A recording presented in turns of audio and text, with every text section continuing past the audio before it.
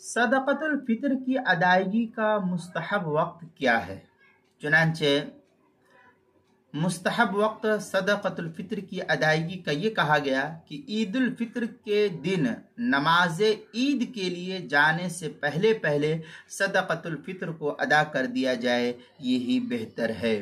چنانچہ ترمذی شریف میں روایت ہے ان ابن عمر ان رسول اللہ صلی اللہ علیہ وسلم کان یأمر باخراج الزکاۃ قبل الغدو للصلاۃ یوم الفطر۔ یہ ترمذی شریف کی روایت ہے، پہلی جلد صفحہ 146۔